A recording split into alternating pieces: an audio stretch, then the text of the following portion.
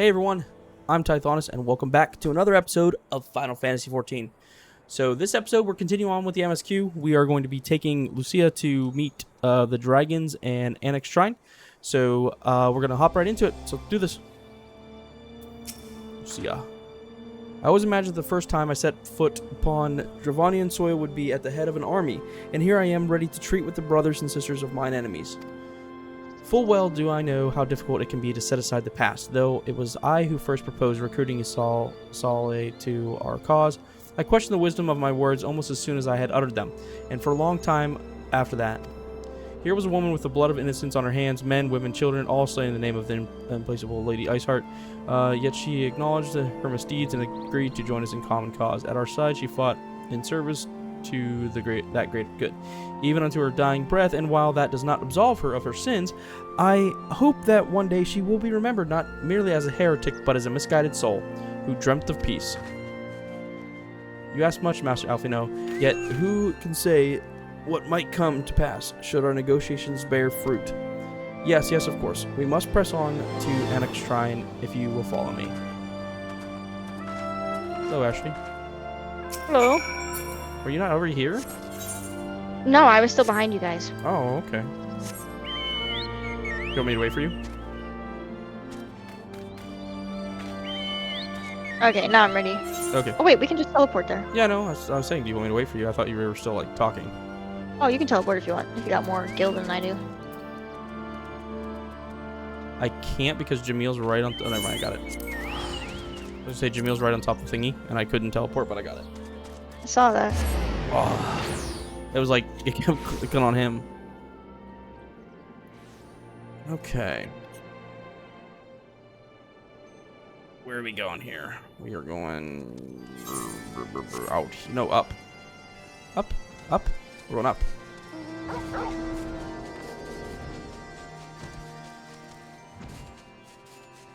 See, my chocobo can fit in here because I'm small. Mine fits in here just fine. What are you talking about?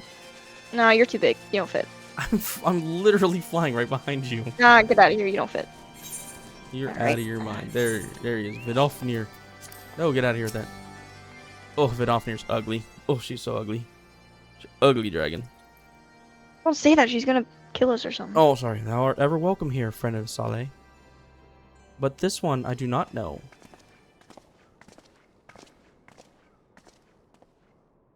Pray, forgive us this unannounced visit, Vidolfinir. May I present to you Lucia, first commander of the Temple Knights of Ishgard, and our trusted friend.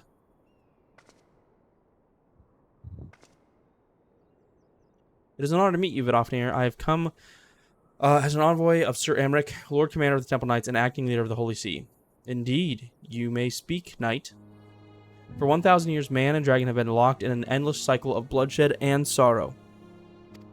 To our shame, we long believed your kin to be the architects of this war, but now we know the truth, that King Thordan and his knights, 12, did willfully betray and murder the great worm Radaskir, shattering the peace between our peoples. For 1,000 years, our leaders conspired to conceal this truth, a truth which was at last laid bare by the warrior of light, the Azure Dragoon, and Ysale. Alas, a deception so intricately wrought cannot be undone in a moment, and our people are able to accept the truth. After an eternity of war, who would dare to dream that peace could at last be within our grasp? Yet dream we must, as Ysale once did. We must make that dream a reality as she could not. We humbly beseech you, Vidolfinir, join hands with us in friendship once more, before the eyes of my people in Ishgard. A most unexpected invitation. I have heard your request, knight. However, I cannot give you mine answer. May I ask why? The matter concerneth my sire. He must needs be consulted. Moreover, the Nath grow bold even as they did before, and I would not leave my people to the mercy of the swarm. Then we will wait. After 1,000 years of war, we shall not give up on peace for want of patience. Ha! Fear not, knight. Thou shalt have mine answer within thy lifetime. So soon! My humble thanks. I shall bear your words to my lord forthwith, until we meet again.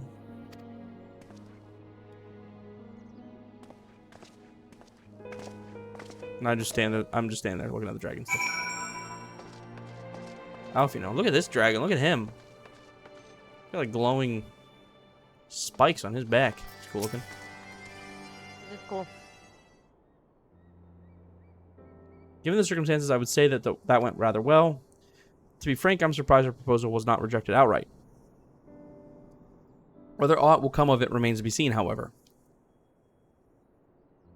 Mayhap I should take this opportunity and speak with some of the other dragons. Ah, but you need not wait for me. The return journey holds no fears for me now. Well, if you have no further need of our service, we shall continue on to Charlian. We hope to welcome a scholar who has agreed to aid us in search for our missing comrades. Then I pray your journey is as swift and as uneventful as ours was. And thanks again for sparing the time to assist us, even when such grave matters remain unresolved. I can think of no graver matter than the 1,000-year war, one which our friends gave their lives to see ended. Suffice it to say, I would willingly make 1,000 such journeys to ensure that their sacrifice was not in vain. Of that I have no doubt, Master Alfino. I only hope that the fates will not hold you to your word. I could ask the people that watch my videos if they even want me to read the dialogue or if they would rather just read it. I mean, then you just be sitting there in silence. Not that that's bad, I guess. But maybe they do. Maybe they would rather read it. So it would seem that we have to greet our scholar after all. How delightful. I shall be interested to hear how she means to go about finding Minfilia Thacred. I can only assume she is privy to some new investigative technique. In any event, our first order of business is a rendezvous with Y'shtola in Idleshire. Idleshire? It's Idleshire, right? Didn't we decide it was Idleshire? I don't know. It's one of those. It's Copacabana. Mom, do you want me to try to invite you again? Yes. There, I invited you again. Okay, it pops up, but then it doesn't go anywhere. What the heck? Did you accidentally hide your notifications thingy? It shows it that it's No. coming up. Maybe you should log out, Ma. Log back in. Check it. Oh, it's storming here.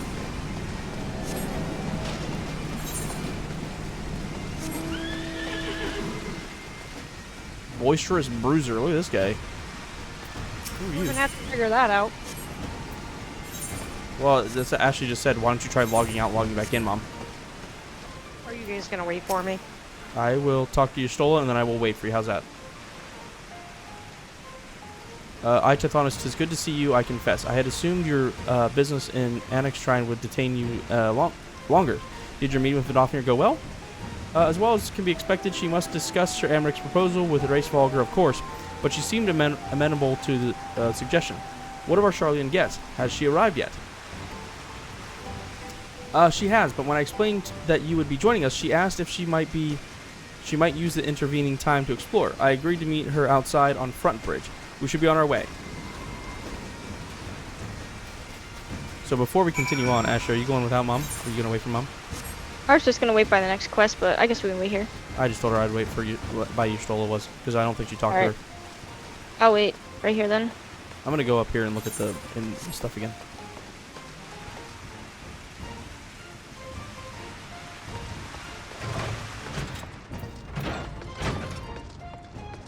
I'm going to go inside where it's not raining. I'm not getting wet now. Rowena has a quest. What's Rowena's quest? An unexpected proposal. Rowena's planning a trip to Revenant's Toll. I'm going to accept that. That's what this is about. I don't know what this quest is. Good morning to you, Tithonus. Something on your mind? I've been called back to Revenant's Toll to take care of a new shipment of wares. But if you've matters of money that require my attention... Oh, hold a thought. It seems I have visitors. Some more welcome than others. Pardon the intrusion, Miss Rowena. I realized I was only here for a few days ago, but I really must speak with you about... Good. You're still here.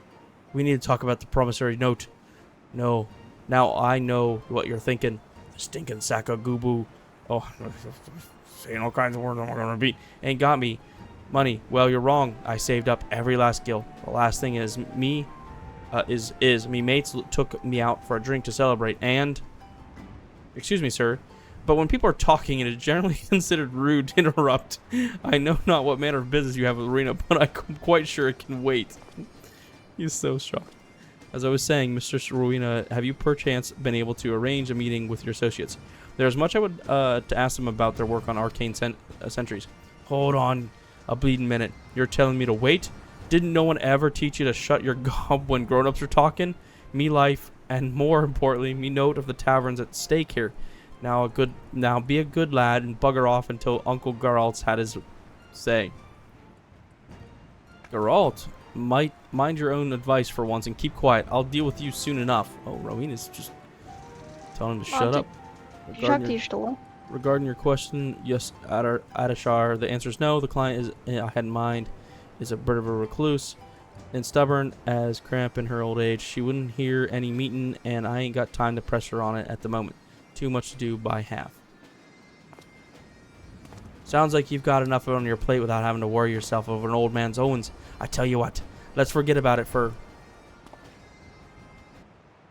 I do not know what hole you have drunken yourself into, sir, and quite frankly, I do not care. I have more important business to discuss with Mistress Rowena, and I demand you leave us this instant. Oh, my goodness. Bah, the youth of today, jumping up, self-serving, little... the lots of you. Fine, tell us then, your highness, what this business of yours that's more important than a man's life, eh? Well, out with it. Well, very well. I've only to explain myself to Rowena.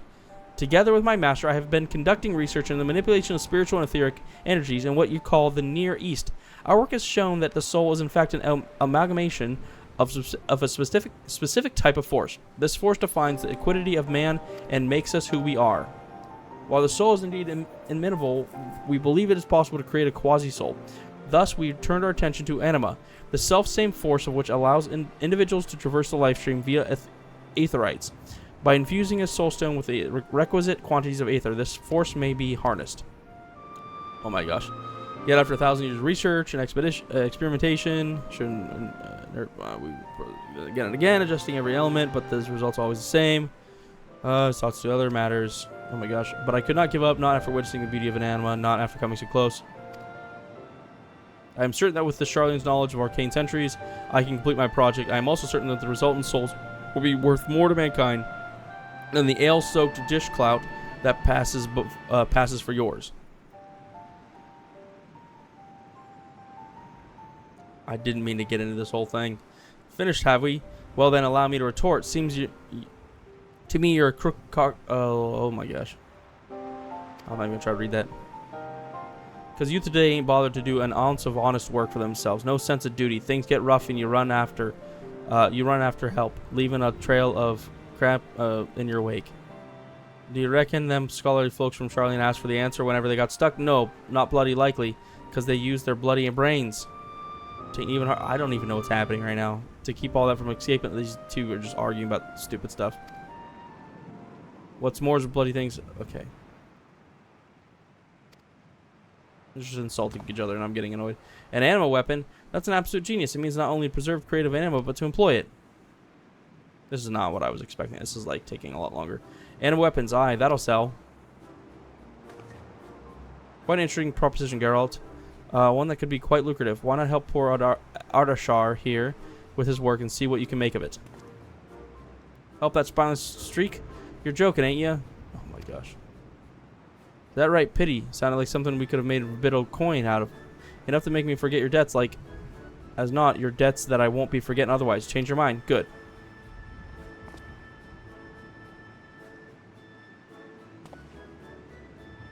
But he's also the finest blacksmith in the realm. Anyone capable of holding your souls is him. And our adventurer here, my dear sweet Tithonus, is a well-known hero around these parts. I'm sure you'd love nothing more than to try out your new weapon when it's finished. Ain't that right?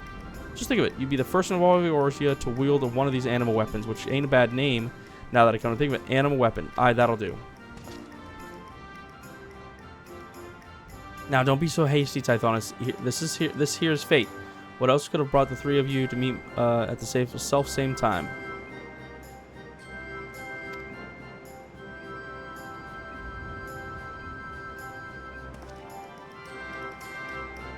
Pray for your rudeness. If you truly dismiss your claims, would be honored to have you have your assistance. And you, Tithonus, I gather, are the perfect candidate to test a weapon.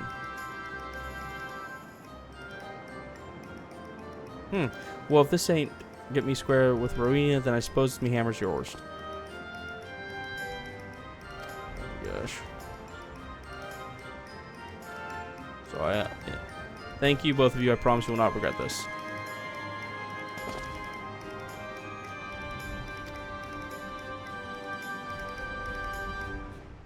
Alabathia spine.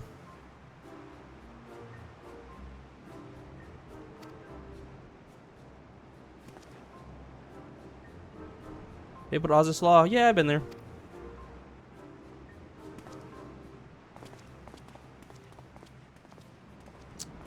So